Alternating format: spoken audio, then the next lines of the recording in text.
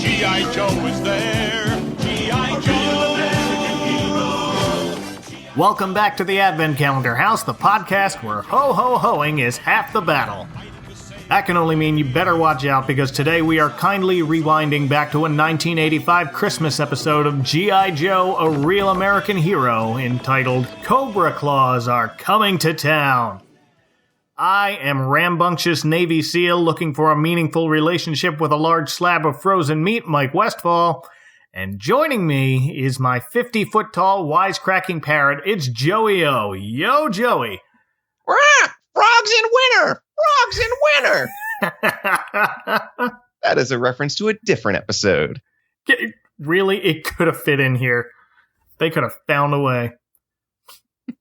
So I don't have a conscious entry point for G.I. Joe. I'm exactly the right age where consciously it's just always been there. I think it might be one of the first TV commercials I remember seeing, specifically for the toy line.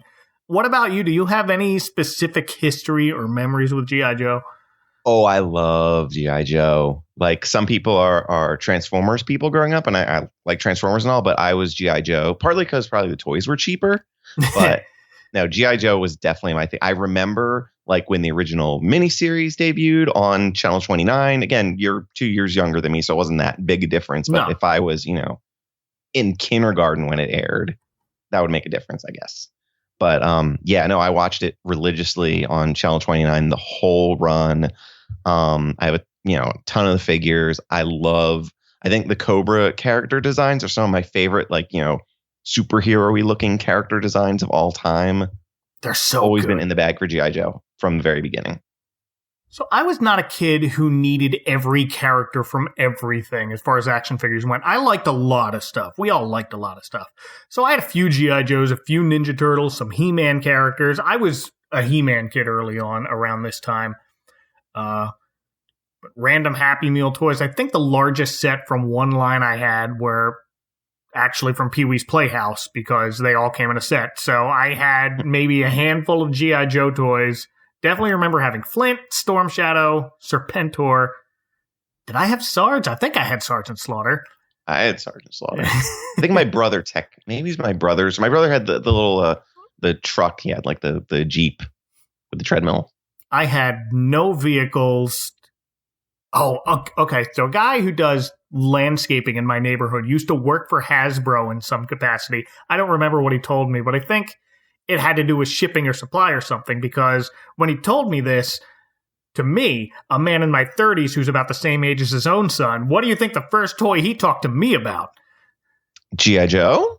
G.I. Joe and the USS flags that he had in his basement at one point. And my eyes must have lit up like Christmas trees, because we had maybe a 10-minute conversation about G.I. Joe after that. I swear I remember a friend having. I always wanted the terror drum, right? But I never had that. But I had a ton of because they were cheaper. They were smaller. You could find them, easily. I had a lot of variety of vehicles. It was all in a big box in the crawl space in my parents' basement. Still, I wanted to collect like all the different Cobra Commanders. He was my favorite. It took me until like the era of eBay maybe to find the metal.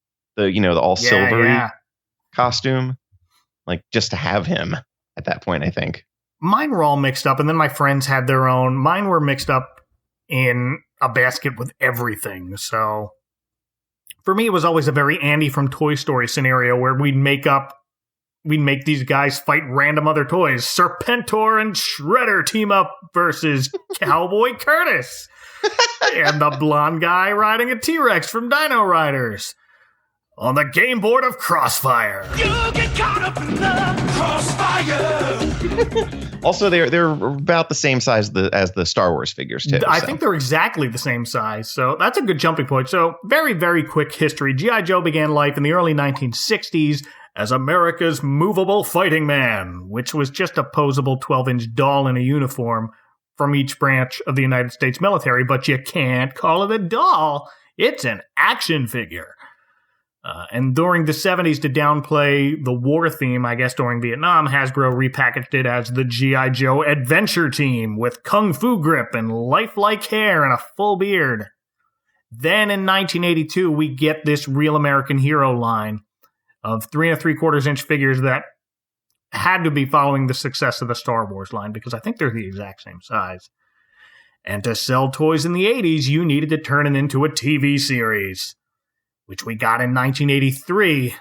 So with the new toy line, we get a completely new backstory, helpfully outlined for us at the beginning of every episode. G.I. Joe is the code name for America's daring, highly trained Special Mission Force. Its purpose? To defend human freedom against Cobra, a ruthless terrorist organization determined to rule the world.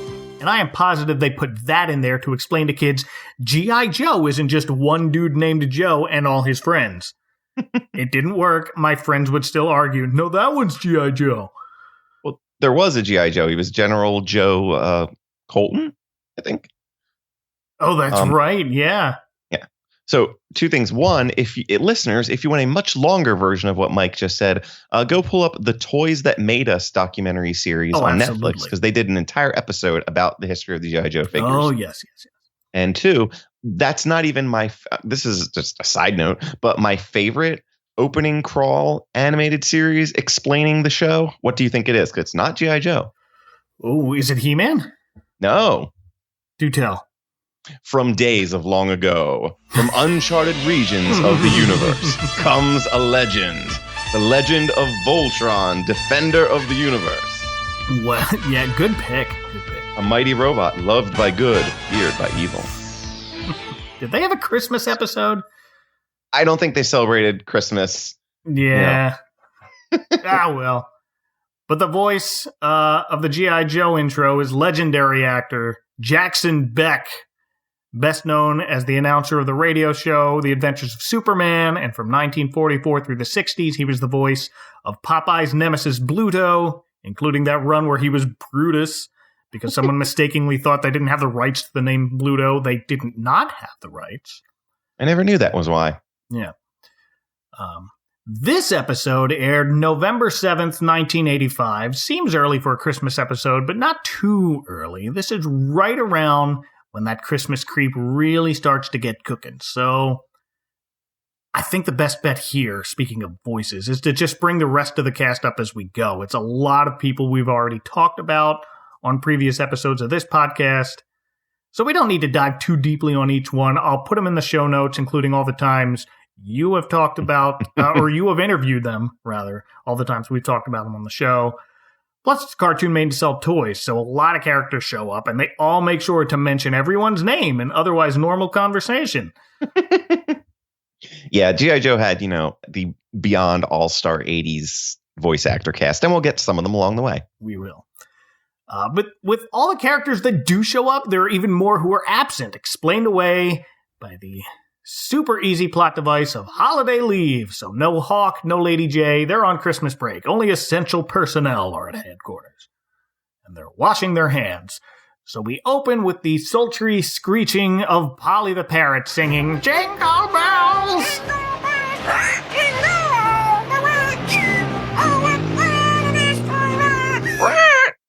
To let us know it's a Christmas episode. That, of course, is Frank Welker, who did a bunch of other voices in this show alone. But since we have Polly, that means Shipwreck the Navy SEAL dressed like a Village People sailor is here.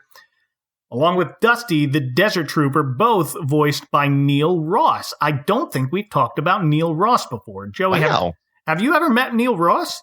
He was at the very first RetroCon here in the Philly suburbs, the first one they ever did. Oh, wow. I met him. My friend Josh and I have a picture with him. He autographed my Voltron, going back to Voltron, DVD set because Neil Ross was the voice of Pidge, my favorite character. Aw.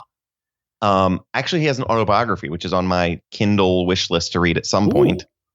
And do you know what song that we both know very well that he shows up in? Song? That was very vague. A song by a certain guy who sometimes has a mustache and used to have glasses, then he got laser eye surgery. I'm drawing a blank of what song he'd be in of Weird Al's. All I can think of was no, that's Don Pardo and I Lost on Jeopardy. Give up? I give up.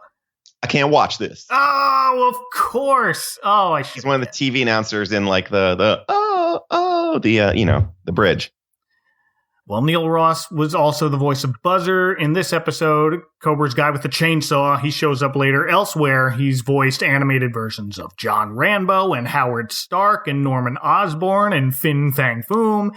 And do you know what else I specifically am thinking of? No. He's the narrator of the Biff Tannen Museum. Yes, he is. Happy Back to the Future Day. Also, his shipwreck obviously is doing his, Jack Nicholson, more or less. Jack Nicholson with like a pinch of Paul Lynde mixed in there. Button your beak, bird, or there's a feather duster in your future. Hey, Shipwreck, where's your holiday spirit?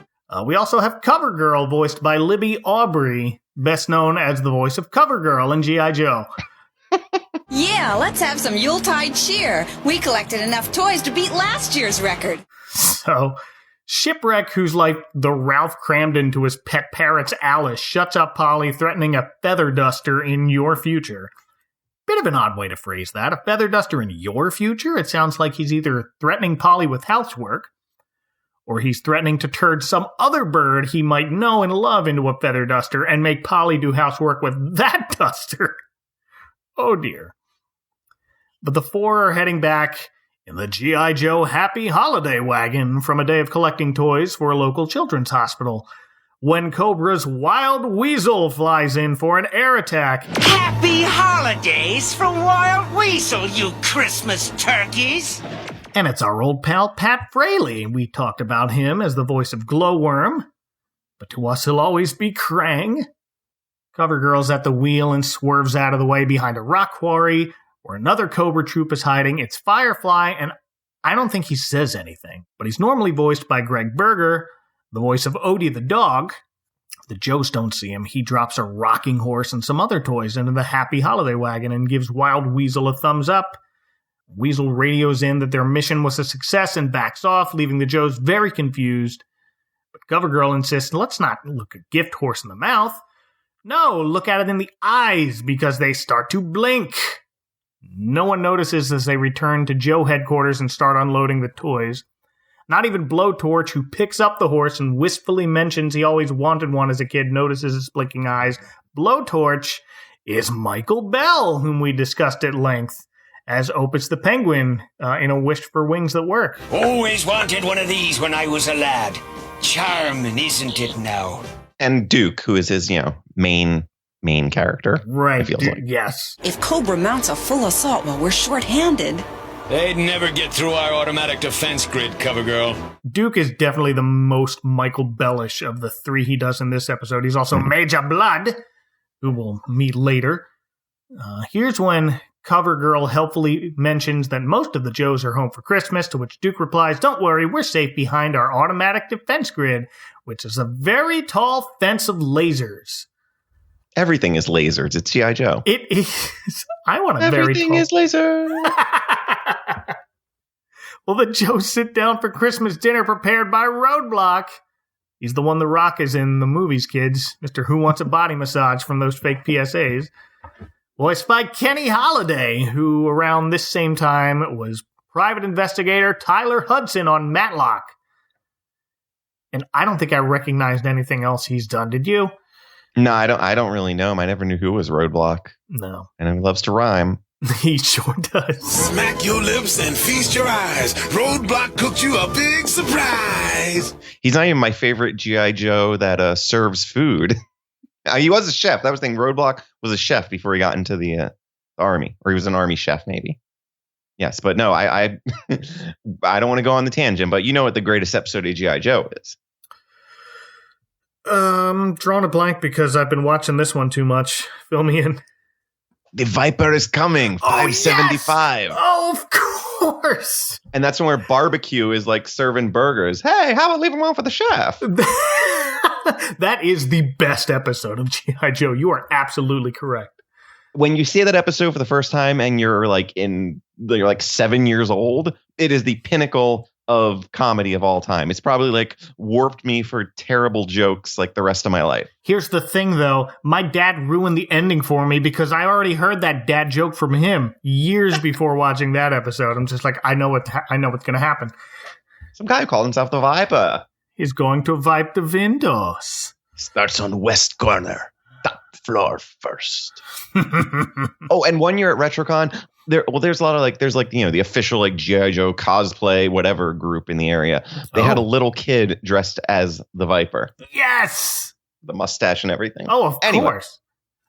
Well done. Also here for Christmas dinner are Wild Bill the Cowboy Joe. That's Frank Welker again. Yeehaw! Hombre, you outdid yourself. Frank Welker is also the Junkyard the dog. I almost said the Junkyard dog. That is not Frank Welker. Grab them cake. The JYD's here for dinner. Which also means the Joe's canine handler, Mutt, is here, voiced by Bill Morey. I'll chow down later, okay? I want to be alone for a while. Whom I otherwise know best as the judge who almost married Cory and Topanga on Boy Meets World until Topanga got cold feet that first time. And lastly, Tripwire, who in his very first credit as a voice actor is Rob Paulsen. This thing's got a two-way switch. Whatever it shrinks, it can also expand. Bingo, his earliest role as voice actor. Tiny baby Rob Paulsen, and I think we talked about Rob the most extensively in Pinky and the Brain, but we talked about him a lot. Yes. Mutt is the focus of this scene as he gets up and leaves the dinner, obviously depressed. Junkyard follows him out, and Mutt takes a walk outside with his very good dog, explaining Christmas always gets him down because his parents always made such a fuss over it that they neglected to spend quality time with him growing up. And then we never get back to that plot point again.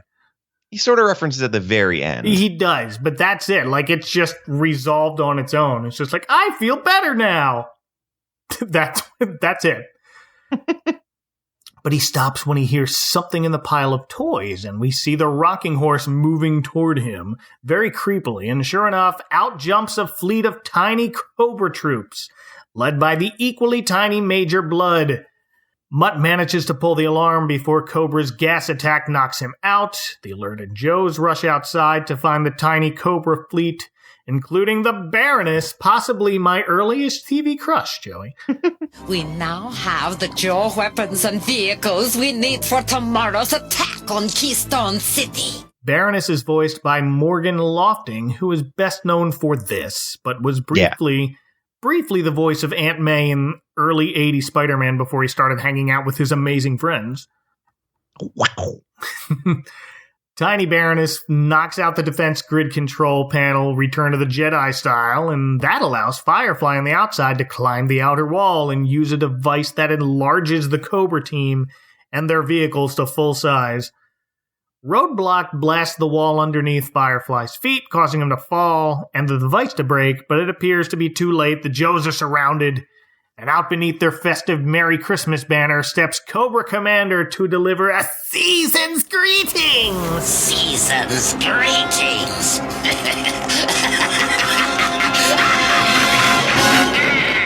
And that, I think, is the defining shot of the special. Two things I want to point out here before we go any further. Sure. One, what size were the tiny Cobras? Are they the size of the action figures? Are they slightly bigger? Are they size, not the classic Mego size ones? They're a little smaller than that. Yeah, they could be. They turned themselves into their own size. Yeah. And two, we have to just talk a little about how, for a military show, G.I. Joe was the most sci-fi bonkers series ever. It really was. And it was from the get-go. The very first episodes are about the mass device, which teleports, and the weather dominator. Yes. And it just got weirder. Like, I love it. All of their weapons shoot lasers. It's wonderful. And then you get the greatest origin story ever, which is Arise, Serpentor, Arise. Yes. And then, G.I. Joe the movie got even more insane. I was once a man. But they're quote unquote military. An elite military. Yes. But yeah, so this episode, of course, has a shrink ray called the Reducer Enlarger. The Reducer Enlarger. Yes. That was sort of my Destro. I can only do Destro if he's saying, my dear Cobra Commander. Well, his dear Cobra Commander is voiced by Christopher Collins, who's also another Cobra Troop Ripper who shows up briefly. Elsewhere, he was Starscream, of course. And much better known as Chris Latta. I don't know why he's Christopher Collins in IMDb. Like, most people know him as Chris Latta. Oh, no, I looked it up. No, Chris Latta's his birth name. Christopher Collins, he changed it to when his stepfather adopted him, or is something like that. He's always credited as Chris Latta in the credits of the shows, though. I don't know. That's what Wikipedia told me, so. Interesting. And I think we tried to recall on the Simpsons episode we talked about, he was the original voice of Mr. Burns. For some reason, like, it went over all of our heads. Maybe we mentioned it. I don't remember. But Joey, Chris Latta was also another famous villain for a brief time on a local kids TV show in Southern California. Do you know about this? No, I knew he was like a stand-up. He did a lot of, like sitcom one-off appearances. So from 1989 to 1990, he was the star of a local kids TV show called King Koopa's Cool Cartoons. A spin-off of the Super Mario Bros. Super Show. He was a live-action Bowser wearing the Mr. Belvedere Ice Capades costume. This is real. Yes. Are there any photos of this online? Oh, yes, there are. There are videos of this online.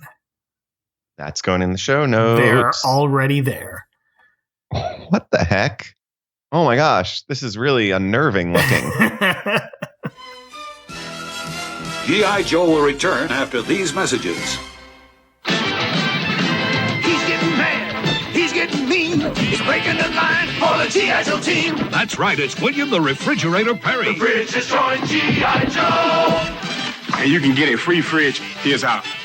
Collect 5 fridge certificates or call the number on the certificate and the fridge will tell you how to get in on the action with only 4 certificates. There's a $1 handling charge. See details on specially marked G.I. Joe packages. Watch out, Cobra. Fridge is coming through. Go, Joe! Now, back to G.I. Joe. So the Joes try to fight back, but the Baroness fires another gas bomb that knocks out only the good guys. How's that work? Science.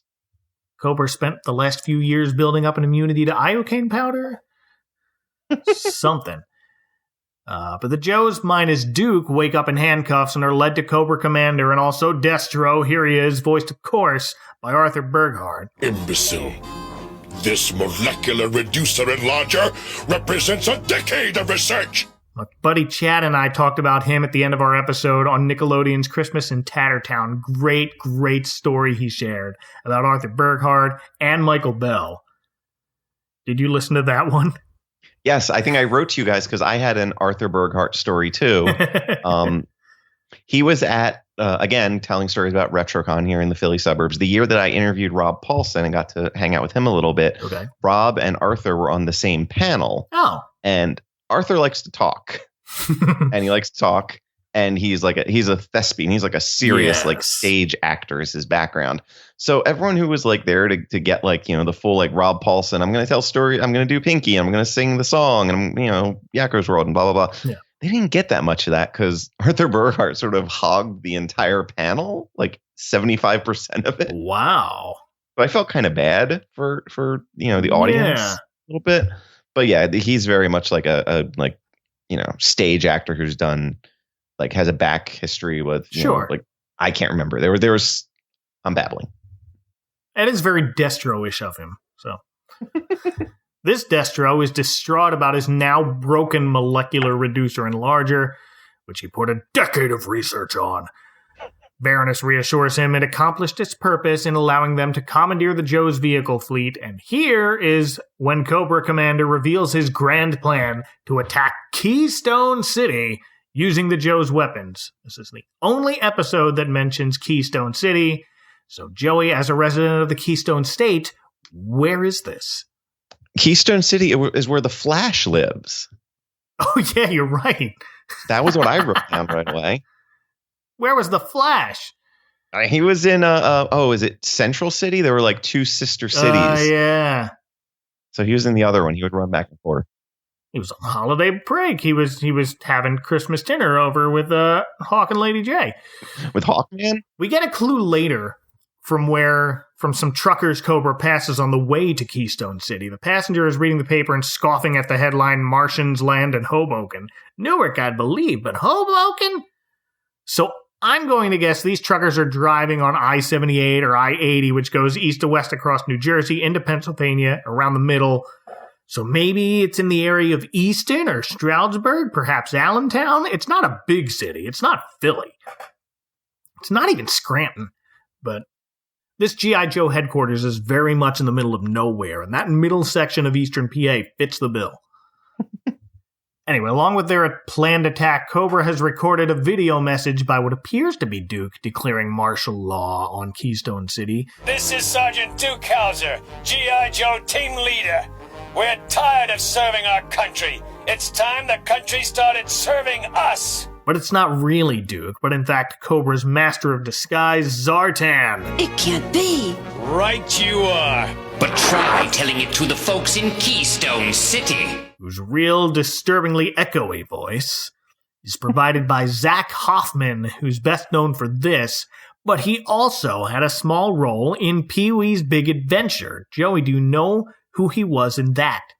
Only because I just clicked on IMDb. Man, he really hasn't done anything else. No. 3 words, stop that nun. He was the director of that movie with little Jason Hervey and the bike. That was Zartan. Well, Zartan also is way better than Pistachio Disguisey. He's turtly enough for the Turtle Club. Turtle. Only had been a voice on Turtles. No, because they got James Avery. We don't know where the real Duke is, but Cobra Commander plans on having him board his own jet and make the attack look legit. The rest of the Joes get locked up in a frozen meat locker because, of course, G.I. Joe headquarters has a meat locker. You got to feed a lot of people. They do. Entire military base.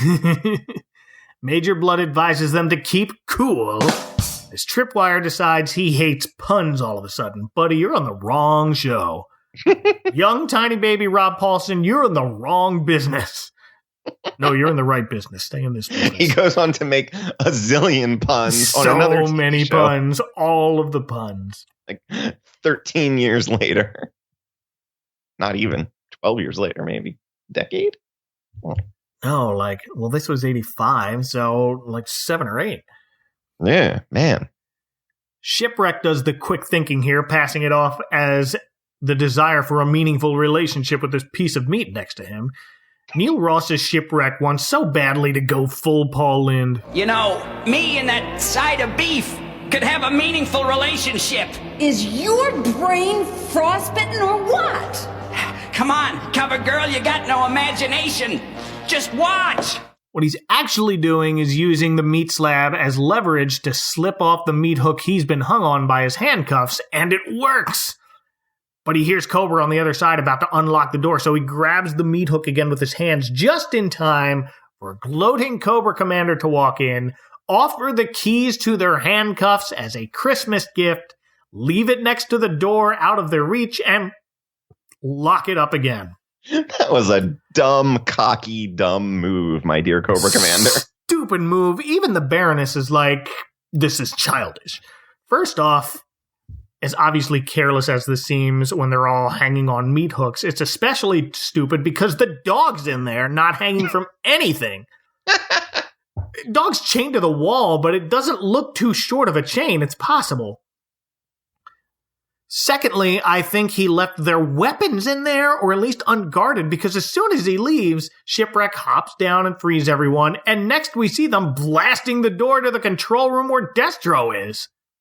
But Destro has managed to fix his molecular reducer and large array by this point and starts firing, and we see equipment console shrinking as Destro threatens to reduce the Joes to subatomic nothingness. Bad idea, Destro. We know now in 2020 how it ends for bad guys when a good guy gets trapped in the quantum realm. They discover time travel. But Polly flies at Destro and distracts him long enough for the Joes to tackle him, but not before he zaps the parrot with a shrink ray, reducing him to the size of a fly that Wild Bill almost swats away before Shipwreck recognizes his now extra little buddy. Tripwire switches the ray to enlarge and restores Polly, and Shipwreck lays him down on the table to rest as he's walking out, quips, "I won't miss him much." Shut up, Shipwreck. Funny how the old married couple on this show isn't anyone on Cobra, it's the Village People sailor and his talking parrot. And I am here for it. What the Joes don't see as they go after Cobra is Polly continues to grow larger while he sleeps. Eventually, he wakes up so huge he breaks through the roof of the headquarters building and flies out of it. What everyone should remember from this episode really is giant Polly flying through the sky singing Jingle Bells. Like, that's what I think of when I think of this episode. Yeah, probably like Cobra Commander standing under the Merry Christmas banner and giant Polly flying through the skies. When I was watching this episode, my wife, Erin, who's been on this podcast many times, was upstairs in the bedroom, and she just heard Jingle Bells over and over and thought it was just somebody screeching and yelling the entire episode. Like, that was a parrot. She's like, Nope, this is what we're watching. Meanwhile, Cobra has arrived in Keystone City and starts shooting everything in sight. It appears their plan is working. We see a kid say to his dad as they run for cover, "I thought the G.I. Joes were heroes." "So did I, son. So did I." On one odd vehicle in Keystone City that's just there, pointed out on the G.I. Joe wiki, there's a red double-decker bus driving around town. Where are we? Thought this was America. We finally find Duke in the Sky Striker jet with Cobra Commander at the helm, telling him he won't win because the people will fight back, and Cobra Commander shrugs it off, saying, "They'll just die." That was good. "If he dies, he dies." Oop, wrong. Wrong 80s villain. Meanwhile, behind the Cobra's Joe convoy come the Joes riding Cobra's vehicles, including, of course, Cobra CLAWs, giving us our title pun. So CLAW is an acronym for Covert Light Aerial Weapon. But all the other Cobra vehicles are named after snake things. Snakes don't have claws.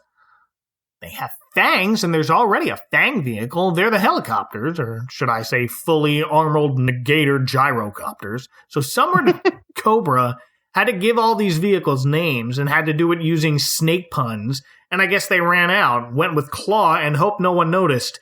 We noticed, Cobra. The Joes are forced to shoot down their own vehicles, but that's how it's got to be. Cover Girl's aimed at Cobra Commander's jet, but he believes she won't shoot because Duke's in there with him. That gives him enough time to loop back and shoot down his own Rattler, sending Cover Girl falling to her doom. But wait! She's caught by the now monstrous parrot, who then sets his sights on the tiny Cobra Commander. Are you mad? You'll kill us both! Possible! Unless you surrender! Surrender? Cobra will never surrender! I love that shot of Polly staring in the cockpit and Cobra Commander like turns and looks at him like, ah! And just reflection off of his helmet of a giant parrot. Now, the commander hits the ejector seat button and Duke's clinging onto him before the commander flips him overboard and out of the ring. Sorry, jet. Luckily, Polly also swoops in and saves Duke before both his feet touch the floor. Duke's Kofi Kingston, everyone. SOS. That kind of wraps it up. We assume everyone in Keystone City is okay and they all realize what happened, or is that kid and his dad now convinced G.I. Joe is the enemy of the people? I was going to mention a minute ago, I did like that, it's fun to put the Joes riding in the Cobra toys and vice versa. It is fun. Yeah, that's probably how this started. Some kids just, well, I got a Cobra helicopter and no bad guys to put in it, so here we go.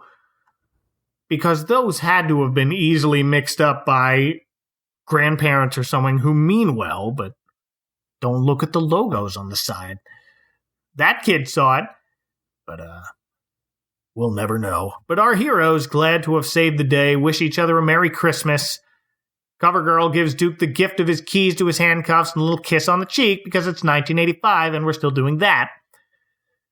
Mud is suddenly cheered up out of nowhere.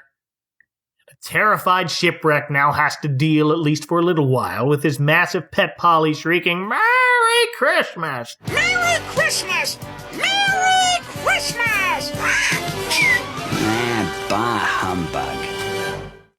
Joey, the only other thing sadly missing from this besides no resolution as to not knowing how Keystone City and its citizens have fared, no safety tip at the end.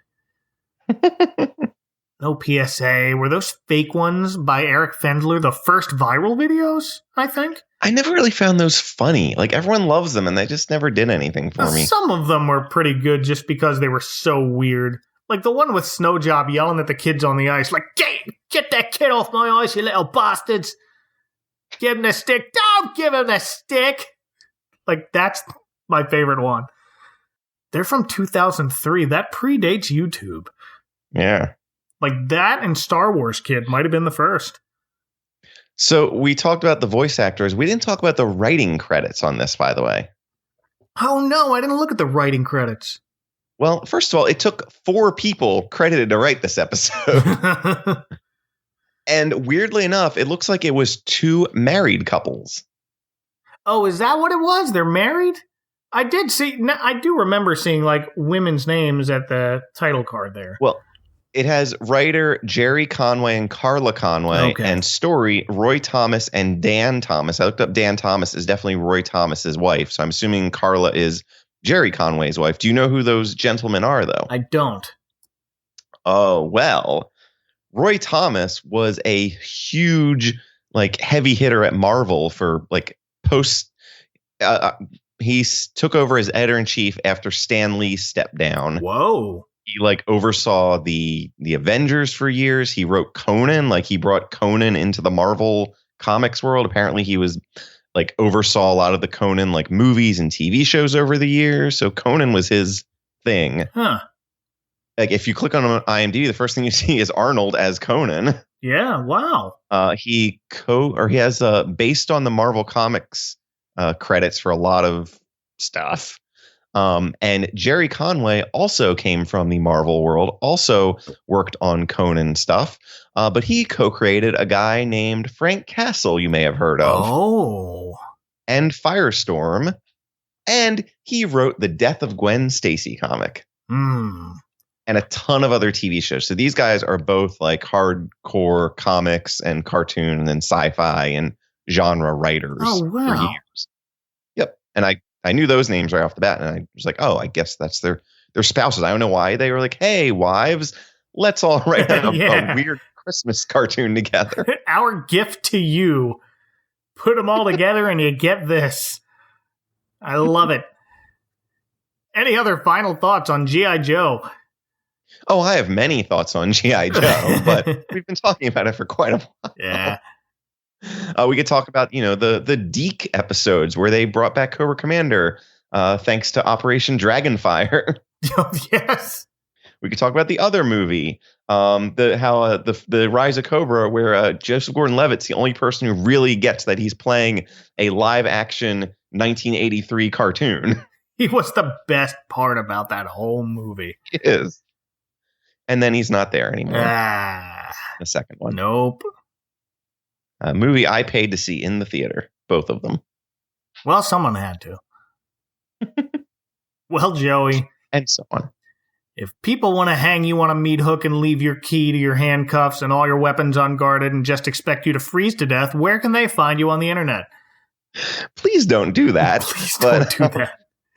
You can find me on Twitter at I'm gonna DJ24. You can hear me on Why Not Radio at whynotradio.net and on our Words with Nerds pop culture show, which is at whynotradio.net/nerds. Perfect. And there you'll also find Joey's interviews with quite a few members of the G.I. Joe voice cast. I'll put all those links in the show notes, which you can find at adventcalendar.house. Be sure to say Yo Joe to me on Twitter at AdventCalHouse. Don't miss another exciting episode in a couple days. For now, for Joey O, from inside a not suspicious at all Trojan rocking horse, this is Mike Westfall saying, watch out for that icy patch on your way out. Now you know. And knowing is half the battle. Cobra!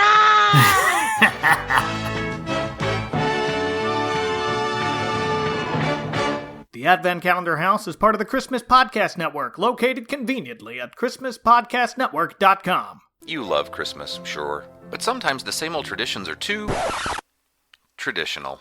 Sometimes you want to see Santa stuff a kid in his sack. Sometimes you want Christmas dinner to come alive and threaten you with knives and forks. Sometimes you just need Christmas to get a bit weird. Weird Christmas has you covered. Check out podcasts filled with annoying Christmas music, proof that Saint Nick came from magic mushrooms, and talk about Christmas specials so disturbing you won't sleep for days. Now available on iTunes and SoundCloud. WeirdChristmas.com. Oh, holy Mary, that's different. Next time on the season finale of the Advent Calendar House. Do the mashed potato, do the candied yam, do the funky turkey, cause it's time to jam.